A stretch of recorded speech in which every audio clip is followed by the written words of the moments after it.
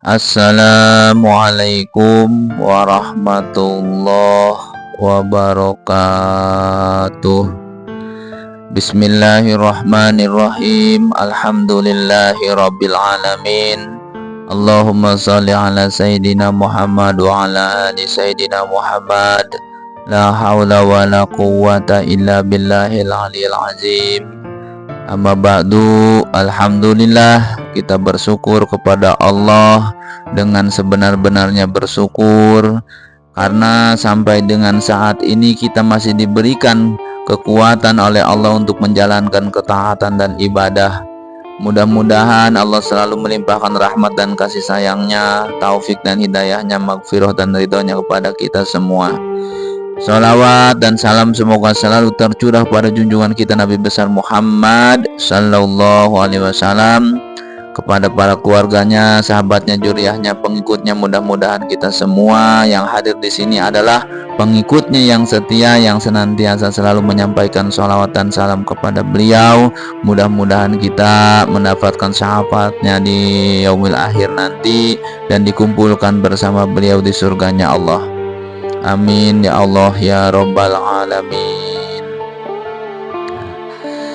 Hadirin sahabat semuanya yang dimuliakan oleh Allah Subhanahu wa taala, Al-Fakir kembali lagi ingin minta izin pada seluruh para tuan guru dan kepada semuanya, ingin menyampaikan ringkasan hikmah yang ke-17, yaitu tentang macam-macam orang yang jahil, terutama jahil kepada Allah.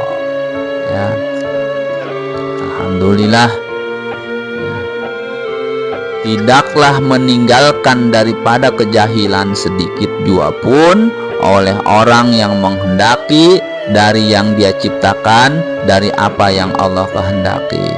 Ya, maksudnya adalah apabila Allah menempatkan hambanya pada suatu keadaan daripada keadaan-keadaan, baik keadaannya itu bersifat badan atau hati, batin, ya, keadaan itu tidak dicela oleh agama atau adab. Ya.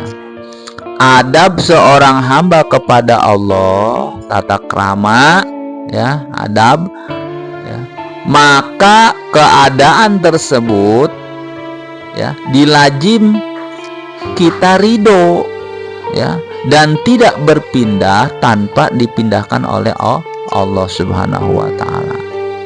Nah, kalau berpindah, ya, disebut jahil kepada Allah. Ya. Jahil itu terbagi menjadi beberapa macam. Yang pertama yaitu jahil basit. Ya. Jahil basit yaitu, ya, orang jahil ini dia tidak tahu bahwa dia tidak tahu. Itu jahil basit, ya. Yang kedua jahil muraqab, ya.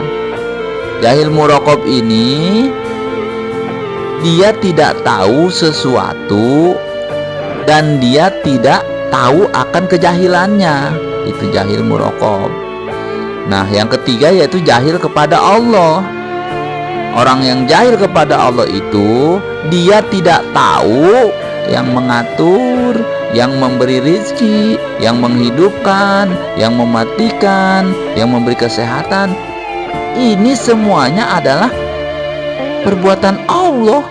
Itu dia tidak tahu. Nah, ini adalah orang-orang yang jahil kepada Allah. Seolah-olah semuanya itu, ya, diupayakan, ya, bisanya oleh dia sendiri, padahal semuanya, ya, diatur oleh Allah, dipelihara oleh Allah. Rezekinya, napasnya, sehatnya, hidupnya, kekayaannya, semuanya itu diatur oleh Allah, dan itu semuanya perbuatan Allah. Ya, dia tidak tahu. Nah, ini jahil kepada Allah. Ya. kita mungkin tidak mengakui kita ini jahil pada Allah, ya. Tetapi pada kenyataannya, ya, syariat atau amal kita itu menunjukkan kita itu jahil kepada Allah. Sebenarnya kita itu jahil, cuman kita tidak mengakui bahwa kita ini jahil, ya. Buktinya seringkali kita menyalahkan atau bergantung pada asbab, ya. Kita sering dendam, kecewa, ya, sedih, ya, sering menyalahkan orang, ya. Itu kita seringkali, ya, itu perbuatan-perbuatan kita. Sebenarnya kita jahil itu kepada Allah, ya.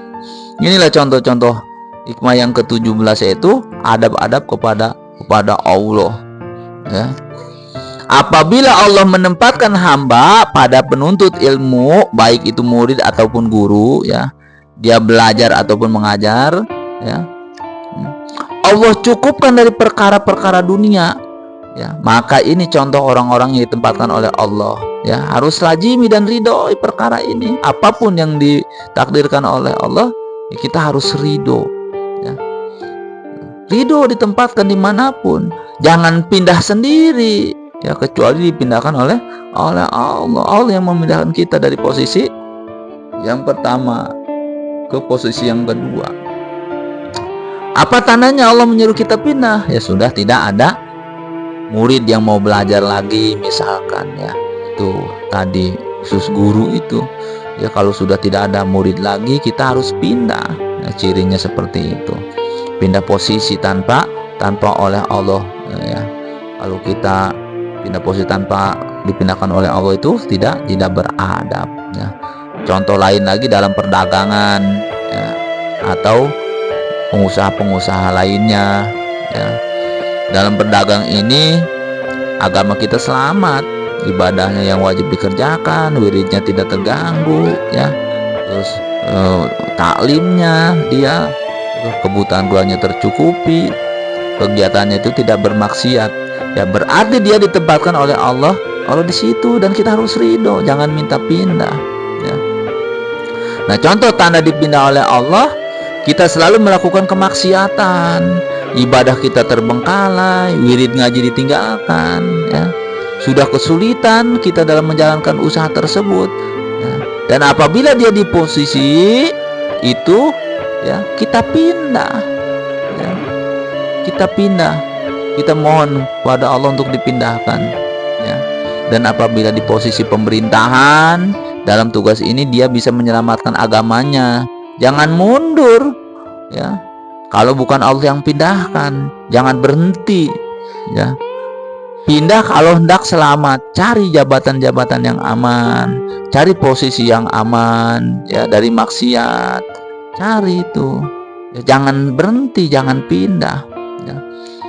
Kita ukur pekerjaan kita yang sekarang ini, coba ukurannya adalah apakah selamat agama kita, ya. Maksudnya apakah kita bisa masih berwirid, sholat tepat waktu, thalabul ilmi, zikir dan lain-lain, ya. Ya, kalau selamat itu berarti kita ditempatkan oleh Allah di situ, dan kita harus ridho, jangan minta pindah, ya.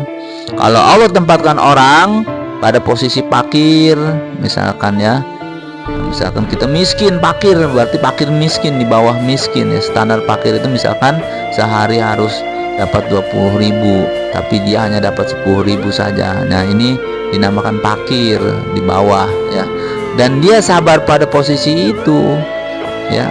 Kalau ibadahnya itu nikmat, hidupnya bisa tenang, dia bahagia, ya, maka dia harus bisa tetap di posisi ini, ya, sebelum Allah pindahkan. Jangan minta pindah, ya.